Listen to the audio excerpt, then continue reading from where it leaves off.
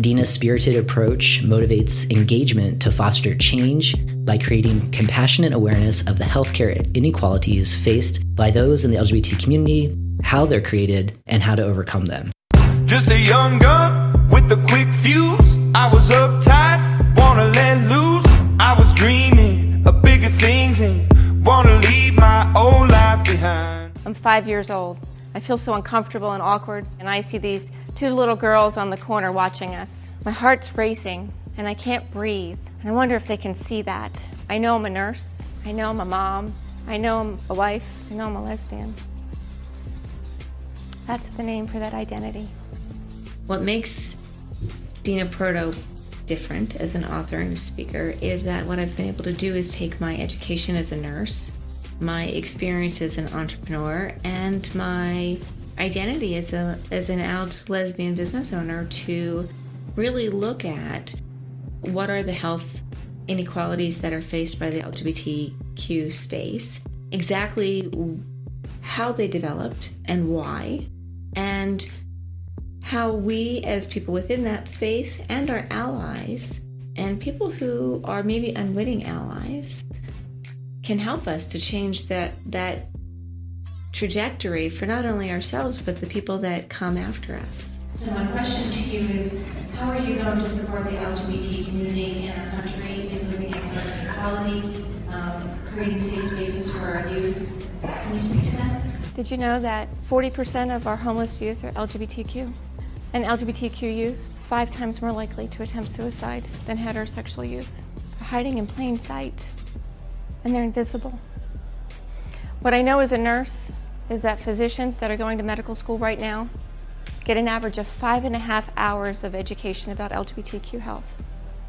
Nurses get 2.5 hours. And if you're already licensed, there's no mandate for any continuing education. And that is probably enough to only know that our demographic exists, but not enough to understand how they can help us.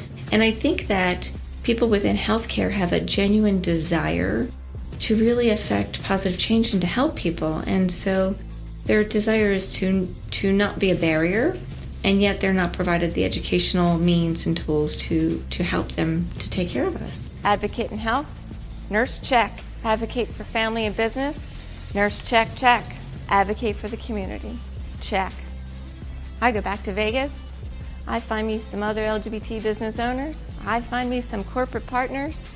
And lo and behold, I found the Gay and Lesbian Chamber of Commerce, Nevada, check. Not only do I found that chamber, but I bring that national conference to my city, because my community is going to get it. Not once, twice in 3 years. Not only twice in 3 years, but I get the national organization to commit to coming every 3 years, which is the first time in their 15-year history. If you've read Dina's book, you know that she has a unique style of communicating that makes her incredibly approachable, and yet she comes to the conversation with remarkable expertise because of her background in healthcare, and her perspective would be valuable to any organization who's trying to increase their LGBT cultural competency in relationship to the way they provide patient care or services, or how they work with their employee base.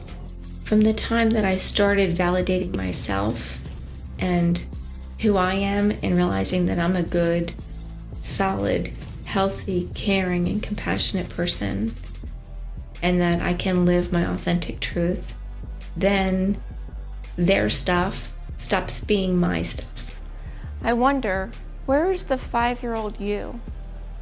Have you stood at that intersection and been invisible in plain sight? Because I need to tell you, I see you. And I'm here. And I will continue to advocate for every aspect of your identity and the impact it makes in your life every single day. And if you let me, I will help you turn that corner from hollow to hope. Not a yes, sir. Not a word. Pick the box, pick the mold, have a seat in the foyer. Take a number. I was lightning before the thunder. Thunder.